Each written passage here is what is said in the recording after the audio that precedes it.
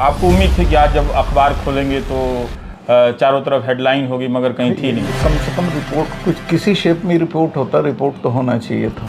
और राष्ट्रीय सुरक्षा सलाहकार ने फ़ोन किया कि आप चुप रहिए। इसका जानने का एक ही तरीका है कि मुझे चुप करके वो बोले। हाँ। और वो जब बोले तो पता चल गया कि किस तरफ ले जा रहे हैं चीज़ें। नमस्कार, मैं रवीश कुमार। मैं सत्यपाल मलिक, पूर्व राज्यपाल जम्मू कश्मीर के साथ हूँ। इसलिए साथ हूँ कि करण थापर के साथ सत्यपाल मलिक जी ने जो कहा है प्रधानमंत्री की भूमिका के बारे में, राष्ट्रीय सुरक्षा सलाहकार की भूमिका के बारे में, मगर उससे भी ज़्यादा इसलिए भी आज इनके साथ हूँ कि एक पूर्व राज्यपाल का बयान आता है। उस बयान की अपने आप में बहुत गंभीरता है, लेकिन इसके बाद भी इस गौरवशाली लोकतंत्र वाले इस देश में ज़्यादातर मीडिया उस खबर को नहीं दिखा, इनके इंटरव्यू की कहीं चर्चा नहीं होती है, ज़्यादातर अखबारों में वो खबर गायब कर दी जाती है। तो ये बात ऑन रिकॉर्ड रहे, ताकि जब सत्यानाश के समय आपको लगे कि क्या किसी ने भी नहीं कहा, तो ऐसा ना हो, ये रिकॉर्ड 0/0 ना रहे। इसलिए मैं आया हूँ ताकि आपको पता रहे कि कोई था। और करण थापर के बाद और भी शायद लोग आएँ, लेकिन ये वाकई दुख की बात है कि आपने इतना गंभीर बयान दिया। और आज जब आपको उम्मीद थी कि आज जब अखबार खोलेंगे तो चारों तरफ हेडलाइन होगी, मगर कहीं थी नहीं। कम से कम रिपोर्ट कुछ किसी शेप में रिपोर्ट होता, रिपोर्ट तो होना चाहिए था। किसी भी शेप में रिपोर्ट किसी भी शेप में नहीं हुआ, कहीं नहीं हुआ, सिवाय एक टेलीग्राफ कलकत्ता के अलावा। तो आपने ऐसा कोई दौर देखा है आपातकाल के समय, उसके बाद में कि कोई वरिष्ठ नेता बयान दे रहे हों प्रधानमंत्री के? इशू बयान का सवाल नहीं है, इशू कितना इम्पोर्टेंट था। जैसे पुलवामा आज तक देश के लोगों की निगाह में एक बड़ा रहस्य है कि क्या हुआ था। उसमें जो हमारी गलतियां थीं उनको मैंने एडमिट किया था। और मैंने इनको, जब ये निकले वहाँ से कॉर्बेट पार्क से बाहर, तो इन्होंने ढाबे से मुझे फ़ोन किया और पूछा सतपाल भाई क्या हुआ। मैं कहा ऐसे ऐसे हुआ, लेकिन इसमें हमारी भी गलती थी। तो उन्होंने कहा अभी चुप रहो, मैं आ जाऊँ दिल्ली तब बात करेंगे। फिर मुझे NSA का फ़ोन गया, उसने कहा सतपाल भाई इस पर बोलना नहीं है अभी कुछ। मैं कहा ठीक है नहीं बोलना। बट द फैक्ट वॉज कि CRPF ने इतना बड़ा काफिला कभी सड़क से नहीं जाता है। इनसे जहाज़ मांगे थे होम मिनिस्ट्री से, जो 5 एयरप्लेन होने मेरे से मांगते तो मैं कर देता, लेकिन मैं लूप में ही नहीं था। उन्होंने अपना मिनिस्ट्री में मांगे, मिनिस्ट्री ने मना कर दिया, तो वो सड़क से चल दिए। फिर उसमें और हमारी कमियां थी, जिसमें जहाँ से ये घटना हुई, जहाँ वो गाड़ी घुसी थी, वो 10 किलोमीटर के स्ट्रेच पे 8-10 लिंक रोड उसमें आके मिलती हैं। हर जगह कहीं भी that was not being manned, कहीं जिप्सी नहीं थी, कोई रोकने वाला नहीं था, कोई ले जाओ अंदर घुस जाओ। तो बहुत हमारी कमियां थी। उस जगह पे जो आप कह रहे हैं कि 10 और सड़कें आकर मिल रही हैं, उन सड़कों पर कोई बहुत ज़्यादा सुरक्षा नहीं थी। सुरक्षा नहीं थी। पर चूंकि आप राज्यपाल रहे हैं, तो जो काफिला गुजरने की जो प्रक्रिया होती है वो किस तरह की होती है? तो वो सारे रास्ते बंद होते हैं तभी वो काफिला गुजरता है? प्रोटोकॉल तो कुछ होगा उसका? जब वो निकलता है, हाँ, उस वक्त एक जिप्सी वहाँ खड़ी हो जाती है, जो साइड लेन्स आती हैं उन्हें रोकने के लिए। जब निकल जाता है तब उसको खोलते हैं। तो अगर ये जांच हो, अगर ये सारी बातें साबित की जा सकती हैं कि वहाँ पर कोई जिप्सी खड़ी नहीं थी उन 10 या 10 में से, मैं तो खुद गया, मैंने मालूम किया कोई gypsy, no place was manned. तो इसका पुलवामा के पूरे मामले की जांच होनी चाहिए थी कि क्यों 900 लोग सड़क से जा रहे थे, जबकि इनका प्रोटोकॉल है सब फोर्सेस का कि वो एक साथ सड़क से इतनी नफरी को लेकर नहीं चलते हैं। वो इसलिए कि उन्होंने प्लेन मांगा, प्लेन होम मिनिस्ट्री ने मना कर दिया। असली जिम्मेवारी ये थी होम मिनिस्ट्री वाली। पर सतपाल मलिक जी, आप प्रोटोकॉल की बात कर रहे हैं, ये बात आपने तब भी कही थी टेलीविज़न में जब आप फ़ोन से इंटरव्यू दे रहे थे कि प्रोटोकॉल है कि इतनी गाड़ियां एक साथ काफिला लेकर कोई नहीं निकलती हैं, गाड़ियां जो हैं। पर ये प्रोटोकॉल है क्या? वाकई में ऐसा कुछ है? नहीं, ऐसा रिवाज है, मैं जानता नहीं कि लिखित है कि नहीं है, लेकिन इतना बड़ा काफिला सड़क से नहीं गुजरता है फोर्सेस का एक साथ नहीं गुजरता है। तो पहले भी हेलीकॉप्टर का इस्तेमाल होता रहा है, हेलीकॉप्टर का टुकड़े टुकड़े में जाते थे, पर इतना बड़ा काफिला रेयर है एक तरह से। जी। पर ये आप जो कह रहे हैं कि गृह मंत्रालय से हेलीकॉप्टर की मांग हुई, प्लेन की मांग, अगर वो मुझसे मांगते तो मैं आधे घंटे में इंतजाम करा देता। कोई मुश्किल काम नहीं था। तो इस जानकारी का एक्सेस कैसे है? मतलब क्या सीआरपीएफ और गृह मंत्रालय के बीच में पत्राचार हो रहा था? नहीं, मुझे ये सीआरपीएफ के लोगों ने बताया कि साहब हमने तो प्लेन मांगा था, अगर हमको प्लेन मिल जाते तो हम सड़क से आते ही नहीं। तो मैंने वो पहले ही दिन रिएक्शन में अपने इसका जिक्र कर दिया था। आपको उसी वक्त चुप करा दिया गया। ये जो चुप कराने की भाषा थी वो किस तरह की भाषा थी? वो इस तरह की भाषा क्या वो प्यार से समझाया जा रहा था या धमकाया जा रहा था? प्यार से ही कहा जा रहा था कि हम दिल्ली आ जाएं तब इस पे वो करेंगे, अभी आप किसी को कुछ मत बोलना। और ये बातचीत कैसे हुआ करती थी? मोबाइल फोन से या लैंडलाइन? ऐसे हुआ था कि ये अपनी शूटिंग करा रहे थे उसमें नेशनल कॉर्पोरेट पार्क में, वहाँ कोई कम्युनिकेशन नहीं है फ़ोन का। तो जब उससे निकल के एक ढाबे से इन्होंने मुझे फ़ोन किया। ढाबे से? ढाबे से, जी हाँ, कहीं कोई होटल या ढाबे से फ़ोन किया और मेरे से पूछा सतपाल भाई क्या हुआ? तो मैंने बताया साहब ऐसे ऐसे हुआ, लेकिन मेरे से मैं बहुत उद्वेलित था और मैंने कहा साहब इसमें गलती हमारी भी है कि हमने उनको जो सुविधाएं थी वो नहीं दी, अगर हम प्लेन दे देते तो ये नहीं होता। तो मुझे कहा गया कि अभी इस पे चुप रहो, मैं दिल्ली आ जाऊं तब बात करेंगे। पर मलिक साहब, आपका अपना आप एक राजनेता हैं, सक्रिय राजनेता हैं, सोचने समझने वाले हैं। जब ये चुप कराया गया तो कुछ खटका था आपको? मैं समझ गया था कि ये क्या है, चुनाव से कुछ रिश्ता है। ये है कि जो है वो नहीं बताया जाएगा, जो है वो नहीं बताया जा रहा है। आप काफी कुछ समझ गए। राष्ट्रीय सुरक्षा सलाहकार का फोन प्रधानमंत्री के बाद आया। और कितनी देर के बाद आपने प्रधानमंत्री को पहली बार संपर्क किया था घटना हो जाने के बाद? क्या आप बहुत फोन मिला रहे थे? मैं तो उनको कर नहीं सकता था चूंकि वो अवेलेबल नहीं थे फोन पे। उन्हीं का फोन आया था। तब तक मैं 1-2 चैनल को ये बता चुका था बात। अच्छा, तो आप उनको अप्रोच नहीं कर सकते थे? उनका फोन आया। और उनका फोन घटना की कितनी देर बाद आया? घटना के आया होगा 1 घंटे बाद। 1 घंटे बाद आया होगा, क्योंकि ये जरूरी है जानना, क्योंकि ये बात कही जाती है कि जहां वो शूटिंग कर रहे थे वहां फोन नहीं था। ऐसी चर्चाएं कई बार छपी हैं। हम यहाँ पर आपका इंटरव्यू रिकॉर्ड कर रहे हैं, आसपास बहुत सारा फोन है, आपका भी है, हमारा भी है, साइलेंट है, पर आमतौर पे बंद कर दिया जाता है। कॉर्पोरेट पार्क में मैं खुद गया हूँ, वहाँ फोन की एक्सेसिबिलिटी नहीं है। पर प्रधानमंत्री हैं आप, एक परमाणु ताकत से लैस देश के प्रधानमंत्री हैं, आप कहाँ ऐसे चले जाएंगे? फिल्म बनवा रहे थे अपने पे, ये उनके लिए इम्पोर्टेंट नहीं था। ये उनके लिए इम्पोर्टेंट नहीं था। पर वॉकी टॉकी बहुत सारी चीजें होती हैं, बिना संचार के तो वहाँ नहीं हो सकते। नहीं, लेकिन वो चाहते तो वहाँ सुविधा हो सकती थी। वो चाहते तो वहाँ सुविधा हो सकती थी, मगर ऐसा कोई क्यों चाहेगा? कोई राजनेता, कोई राज्यपाल, शूटिंग ही तो करनी है। क्यों डिस्टर्ब होना उसी शूटिंग पे? एक विदेशी जर्नलिस्ट था जो इनकी शूटिंग कर रहा था और उसकी हिदायत थी कि आप होंगे और मैं होऊंगा और कोई नहीं होगा। पर आसपास सिक्योरिटी वाले तो होंगे, पर उस चक्र में तो कम्युनिकेशन तो हो सकता था।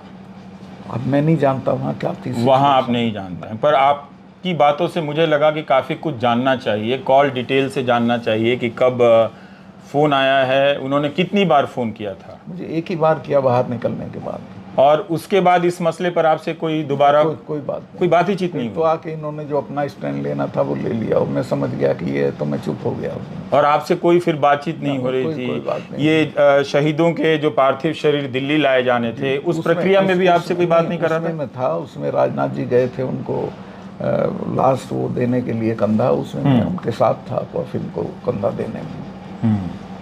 और घटना के बाद आपको पता चला कि 5 जहाज की मांग हुई थी गृह मंत्रालय? घटना के तत्काल बाद मुझे पता चला।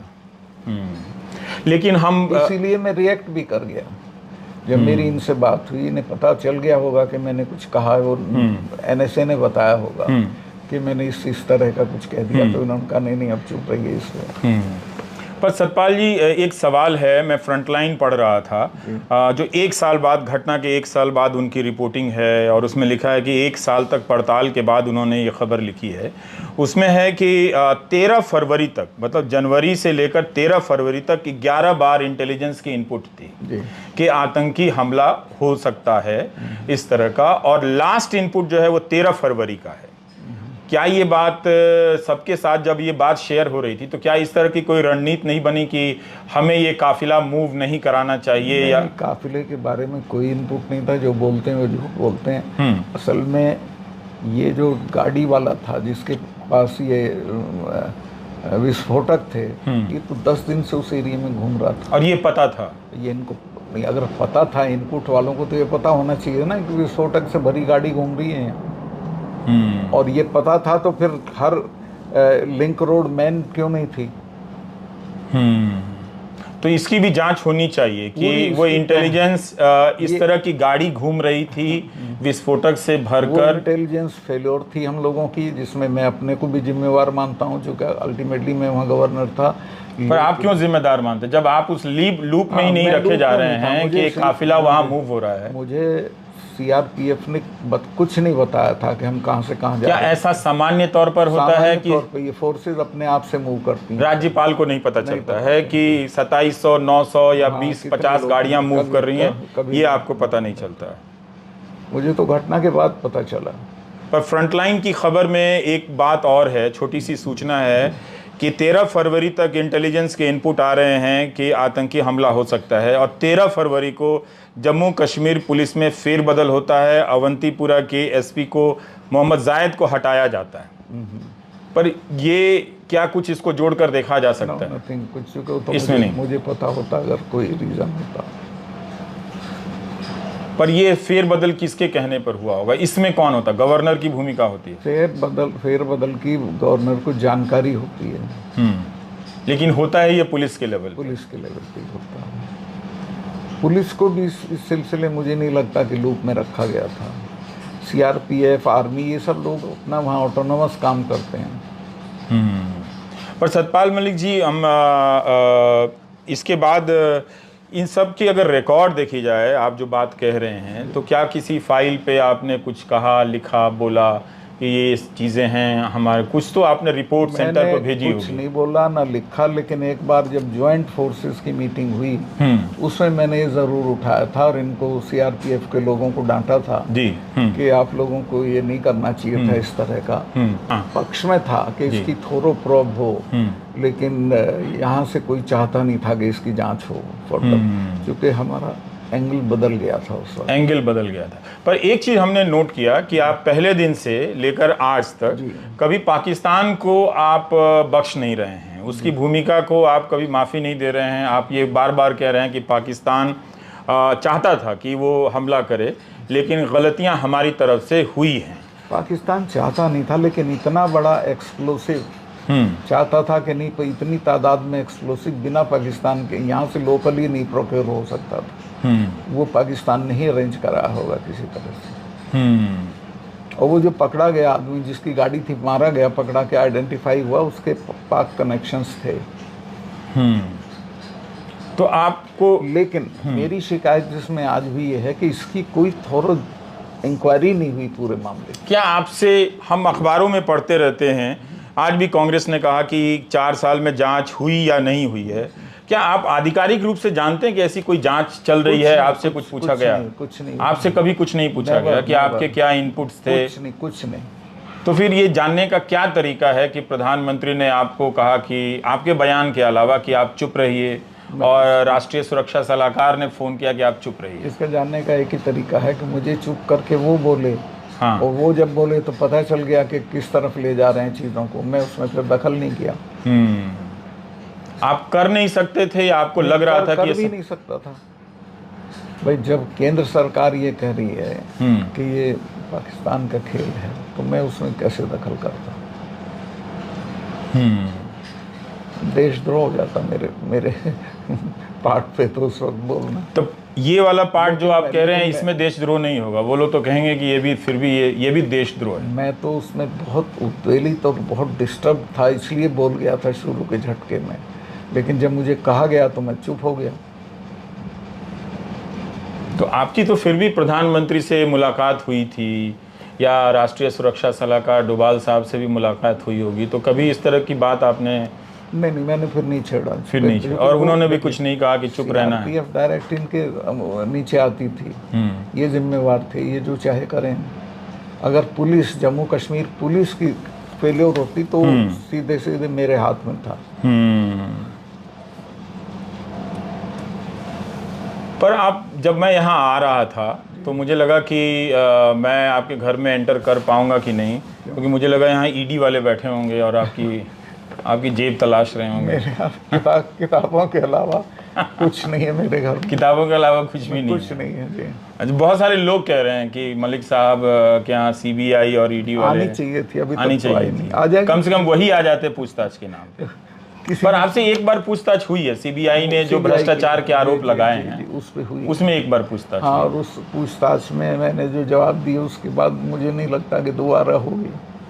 आपको नहीं लगता कि आपने कुछ ऐसा कह दिया? मैंने बताया कि वो सारे लोग जो इन मामलों में इन्वॉल्व थे वो सब प्रधानमंत्री के नज़दीक थे। सारे लोग थे प्रधानमंत्री के नजदीक? नज़दीक थे। उसमें अंबानी था, उसमें राम माधव थे, उसमें हसीब द्राबू था, जिसके लिए जब भी मैं इनसे मिलता था तो ये पूछते थे हसीब से मिले कि नहीं मिले।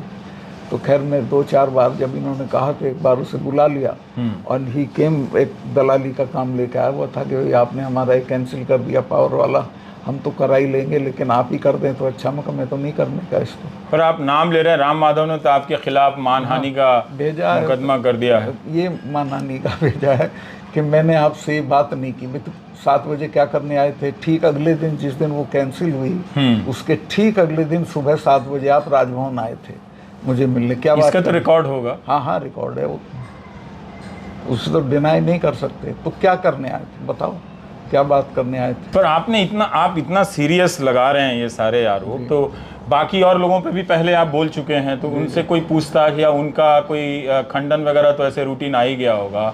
द्राबू साहब हैं चाहे अंबानी साहब हैं, किसी का नहीं आया। किसी का नहीं आया। इसका भी नहीं आया था, पहली बार आया। पहली बार आया? हाँ, 4 साल से बोल रहा हूँ ये तो मैं। ये आप 4 साल से बोल रहे हैं, अब मानहानि का नोटिस आया है। पर ये जो भ्रष्टाचार का आरोप था, ये इसी एक मामले में आपने सेंस किया या और मामलों में आप सेंस कर रहे थे कि? 2 मामलों में सेंस था, 2 वजह थी। जैसे इसमें तो ये पूरा डील ही गलत था। तो इसमें एक तो जो अस्पताल थे वो 3rd ग्रेड अस्पताल थे, 5 या 6 जो शॉर्ट लिस्ट हुए थे। जी। फिर इसमें सरकारी कर्मचारियों को 8,500 रुपया साल देना था। जो रिटायर्ड लोग थे उनको 20,000 देना था। तो मैंने कहा कि भाई जब हम दिल्ली में CGHS का फ्री होता है हमारा, तो यहाँ क्यों नहीं हो सकता? तो इस बेसिस पे मैंने इसको कैंसिल किया। पावर वाला जो था उसमें तो कॉर्पोरेट किया चीफ सेक्रेटरी ने, सेक्रेटरी पावर ने, सबने कि साहब इसमें ये गड़बड़ है, तो मैंने उसको रोक दिया। पर आपका तबादला जम्मू कश्मीर से कर दिया गया, तो आपको लगा कि इसी वजह से किया गया? नहीं, वो तो इसलिए किया कि डाउन गियर कर दिया आपने, स्टेटहुड से आप उनको वो बना दिया, इसलिए किया गया। हाँ, केंद्र शासित प्रदेश बना दिया। प्रदेश। अब केंद्र शासित प्रदेश में LG होता है, LG गवर्नर से 10 पायदान नीचे होता है, तो मैं LG तो बन नहीं सकता था, तो मुझे हटना ही था। लेकिन आप निश्चित हैं कि कहीं ऐसा तो नहीं कि राजनीतिक सद्भावना, जिसे हिंदी में दुर्भावना भी कहते हैं, उससे आप बोल रहे हैं कि प्रधानमंत्री ने ऐसा कहा कि चुप रहो? नहीं, ये मैं कसम खा के अनौत कह सकता हूँ कि उन्होंने मुझे कहा अभी चुप रहो, हम आ जाएं एक बार तब बात करेंगे। और आके कभी बात नहीं की? ना, कभी नहीं, जरूरत ही नहीं पड़ी। उन्होंने लाइन ले ली थी अपनी जो लेनी थी उनको, बिना मेरे मशवरे के। पर देश कैसे जानेगा कि पुलवामा की घटना क्यों हुई? ठीक है, देश बालाकोट जानता है और उस पर सीना फुलाया जाता है। आप जान रहे हैं कि टेलीविज़न में, अखबारों में आपकी ये बात कहीं छपने वाली नहीं है सतपाल जी, कहीं कोई देखेगा नहीं, और यूट्यूब से भी आप कितना ही पहुंच पाएंगे। लेकिन आपको लगता है कि आपने ये बोल के एक जिम्मेदारी निभाई है? ऑफ कोर्स, मैं तो घटना के 1 घंटे के अंदर अंदर बोल दिया था, अपना रिएक्शन दे दिया था। और लोग चेक कर सकते हैं इंटरनेट में, कई सारे अखबारों में आपके वीडियो हैं, आप फ़ोन पे बोल रहे हैं कि काफिला ऐसे नहीं गुजरना चाहिए, इसमें गलती हुई है, IED से लदी हुई गाड़ी जा रही है तो उसको स्पीड में जाना चाहिए, पर अगर वो स्लो जा रही है तो ज़रूर ट्रैफिक क्लियर किया गया होगा। 10 सड़कें ऐसे मिलती हैं हाईवे में, उस पर्टिकुलर स्ट्रेच पे एक भी मैंड नहीं थी, कहीं जिप्सी नहीं खड़ी थी रोकने को बाहर के एलिमेंट को आने से। मलिक साहब, और भी सवाल थे, लेकिन करण थापर ने जो आपसे पूछे हैं, मैं नहीं चाहता कि उनका इंटरव्यू किसी तरीके से कम हो। ज़रूर करण थापर ने सत्यपाल मलिक का इंटरव्यू किया है, आप द वायर पे वही इंटरव्यू पूरा देखिए। लेकिन जो बहुत सारे सवाल उभर कर आ रहे थे कि प्रधानमंत्री ने एक राज्यपाल से कहा कि आप चुप रहिए, राष्ट्रीय सुरक्षा सलाहकार ने कहा कि पाकिस्तान की तरफ जानी है, मतलब जिम्मेदार उसे ठहराना है। अभी ये नहीं उन्होंने कहा। हाँ। उन्होंने कहा कि अभी आप इस पे मत बोलिए, हम इस पे आके लाइन लेंगे। आके लाइन लेंगे, तो क्या लाइन लेना मुझे है? पता चल गया था क्या लाइन लेना। पर क्या आप अब अपने आप को कभी दिलासा दे पाएंगे कि देश ये कभी सच नहीं जान पाया? अगर इसमें कहीं कुछ झूठ है तो क्या ये आपके मन पे भी बोझ नहीं पड़ता है कि 40 जवान शहीद हुए? इसमें पाकिस्तान का एंगल तो है, क्योंकि मैं अभी भी ये मानता हूँ कि इतने बड़े पैमाने पे विस्फोटक का इंतज़ाम लोकली हो ही नहीं सकता था। वो तो बिना पाकिस्तान के अरेंज किए नहीं हुआ था।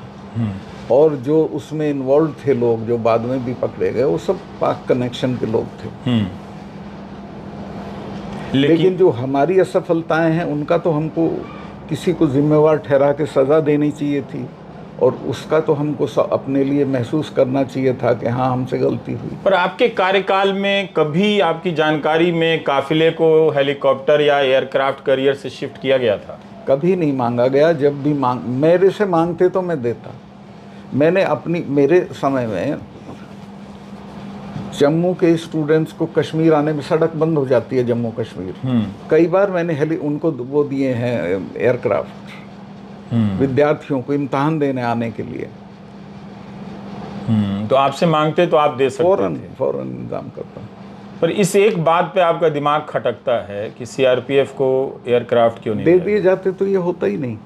और ये आप पता कर लें, रिवायत है कि इतने बड़े पैमाने पे फोर्सेस का कोई काफिला सड़क से एक साथ नहीं मूव करता है। मलिक साहब, बहुत बहुत शुक्रिया। मूल बात यही है कि आखिर हम आधिकारिक रूप से कैसे जानेंगे? कोई एजेंसी तो है नहीं कि आपको लगता है कि कोई ऐसी एजेंसी बची हुई है जिस पर आपका फेथ हो कि वो प्रधानमंत्री से सवाल पूछ सके? नहीं, अभी कुछ नहीं है देश में। अभी कुछ भी नहीं है। सुप्रीम कोर्ट ने चुनाव आयुक्त की नियुक्ति के संदर्भ में एक टिप्पणी की थी कि चुनाव आयुक्त ऐसा होना चाहिए जो प्रधानमंत्री की भी जांच कर सके। तो वैसा भी जांच एजेंसियों में भी कुछ ऐसा अफसर होना तो चाहिए जो प्रधानमंत्री से पूछ सके कि इतना बड़ा आरोप लगा है, गृह मंत्री से उन फाइलों की जांच कर सके, सीआरपीएफ से पूछ सके कि क्या हुआ था। प्रेस कॉन्फ्रेंस कर लें तो आप ही लोग पूछ लेंगे, वो भी नहीं करते। पर आपकी बात नहीं छप रही है तो प्रधानमंत्री प्रेस पर एक बड़ी बात थी कि विदेशी चैनल के साथ वो 2 या 3 घंटे तक जंगल में बंद हैं। आज विदेशी मीडिया से बहुत नाराजगी है, लेकिन 1 घंटा पूरे 9 साल के कैरियर में विस्तृत प्रेस कॉन्फ्रेंस के लिए प्रधानमंत्री नहीं निकाल पाए। तो मालूम नहीं कि इस सवाल का जवाब कैसे मिलेगा, मगर ये दुख की बात है कि जवाब तो नहीं मिलेगा, लेकिन ये सवाल लोगों तक पहुंचे नहीं, इसलिए इसे छापा नहीं जाएगा, इसे दिखाया नहीं जाएगा। ये कहीं ज़्यादा दुख की बात है। इतने बड़े लोकतंत्र में ये बात नहीं होनी चाहिए। कोई भी आदमी, किसी की भी सत्ता लोकतंत्र से ज़्यादा ऊपर नहीं है। नमस्कार, मैं रवीश कुमार।